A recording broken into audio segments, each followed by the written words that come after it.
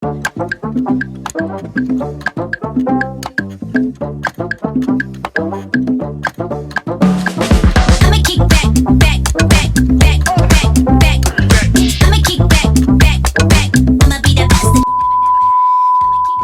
Everyone, good morning. সবাইকে জানাই শুভ নববর্ষের প্রীতি ও শুভেচ্ছা।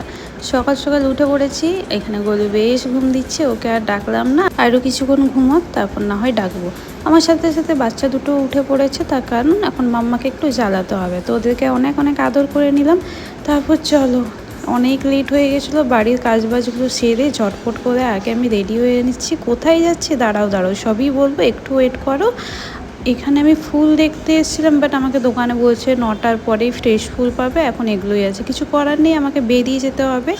আর আমি এখন যাচ্ছি খড়গপুরে আজকে আমার শো আছে, ফ্যাশন শো, তো সেখানেই যাচ্ছি। আজ যেহেতু বাঙালির প্রথম বর্ষ, সেই জন্য দেখলাম গুপ্তমণি মন্দিরে বেশ ভিড় হয়েছে। নিমপুরাতে ব্রেকফাস্ট করার জন্য দাঁড়িয়েছিলাম, সেখানেই ওই জিনিসটা খেলাম, বাট ফার্স্ট টাইম খেলাম, ভীষণই টেস্টি খেতে। 25 টাকা করে প্লেট, এক প্লেটে দুটো থাকে। এটা কিন্তু আমি ধোসা বলাতে দিয়েছিল, আমি বললাম যে ধোসা পাওয়া যাবে, তো বললো ধোসা হবে না, তো এই জিনিসটা হবে। বললাম ফার্স্ট টাইম কিছু একটু নতুনত্ব জিনিস ট্রাই করা উচিত। তোমাদের যদি নাম জানা থাকে অতি অবশ্যই কিন্তু কমেন্ট করো। মনে পড়ে গেল না জায়গাটা দেখে? 31 ডিসেম্বরে আমি এখানে এসেছিলাম শো করতে, যেই শোতে আমি হয়েছিলাম সেকেন্ড রানার আপ। সেখানেই এসেছি কিন্তু আবারও শো করতে।